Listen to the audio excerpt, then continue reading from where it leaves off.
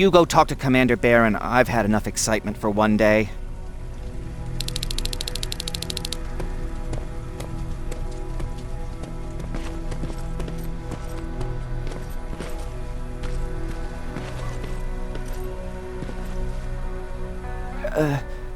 Did you talk to her? Is she mad at me? If I follow her orders, then I'm a bad guy. If I don't follow her orders, then I'm a lousy, incompetent egghead without a spine. There's no winning with her.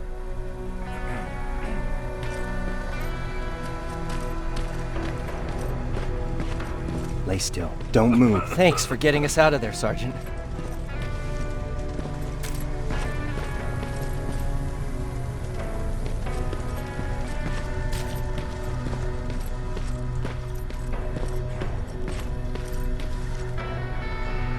Rivers, you want to explain to me what the hell happened? We lost downtown. I know that much. But how's that possible? What happened to our defense systems? Alvin says one of our soldiers came with an order directly from you to reset the target settings for non-lethals. He said what? All right. This is what I want you to do. Find whoever is responsible for sending that order. All the messengers have GPS tracking, so we're keeping tabs on their location. Find them and bring them to me. Understood. And Rivers, despite what I might say about our resident egghead, I truly have a hard time believing that my men are incompetent. So expect the unexpected. And you know what I mean by that. Do you think the infiltrator's back? We won't be sure until you find those messengers and confirm my suspicion. Now that you mention it... What? One of our soldiers said that it looked as if one of our guys led Skynet's attack. That only supports my case. As soon as you know what's going on, radio me. Who's Perry? You mentioned him before. The best soldier I ever fought beside. He was the one who brought me into the Resistance. It's actually a funny story. Years ago, when I was just a kid, I saw a Skynet drone attacking some guy. Without thinking, I grabbed a rock and jumped on it. The guy was screaming the whole time while I beat the metal to the ground. Only when I was done did I realize he was trying to stop me. You killed a drone with a rock? I was young and stupid. Thank God the drone wasn't really armed, otherwise I wouldn't be here to tell you the story. He was a resistance scientist, and that drone was one of his projects. So you can imagine he wasn't too happy when I smashed it to pieces. But he wasn't alone. There was this huge guy with a rifle on his shoulder, almost choking with laughter. I sure made his day. That huge guy. Was that Perry? Yes, it was. Commander Perry was in charge of this division before me. That scientist later told me that was the first time he ever heard Perry laugh.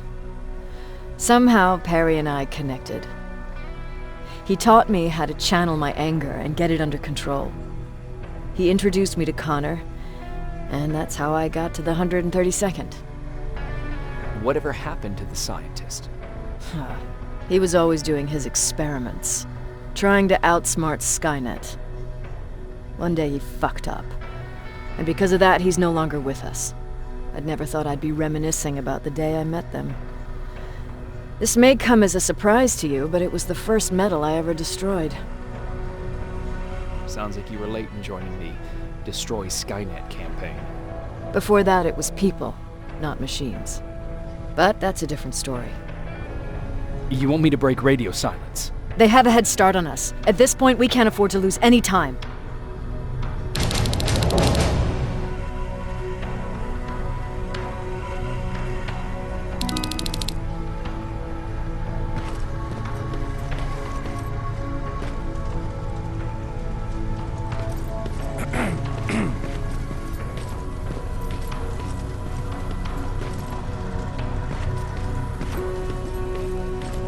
Jacob, you got a minute?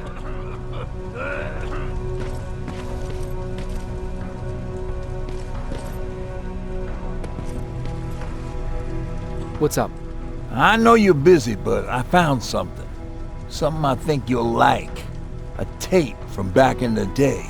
I want to play it for you, but my boombox is busted, so if you're out there and find one that works, bring it to me, okay? Can't you ask Jennifer or one of the other scavengers for help? I already did, but they couldn't find anything. Just think about it, okay?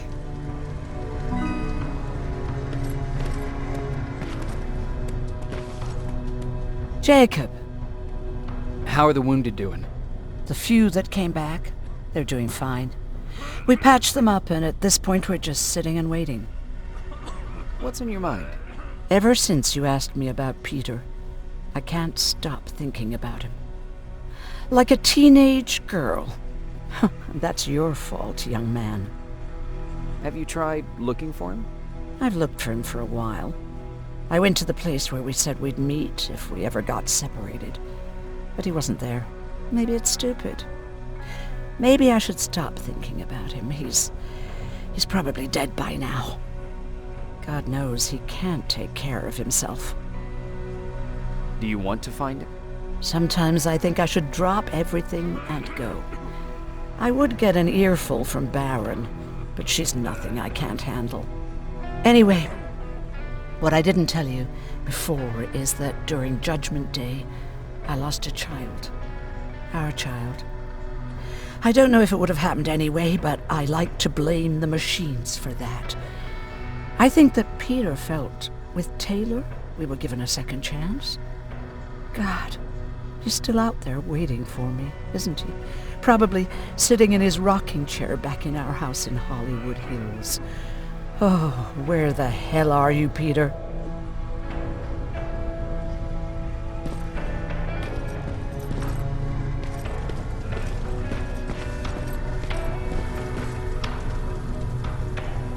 Hey, glad to see you alive.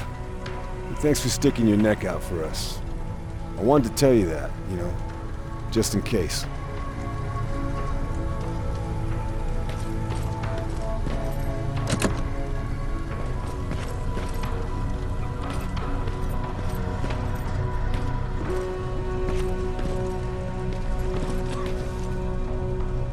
Do you need anything?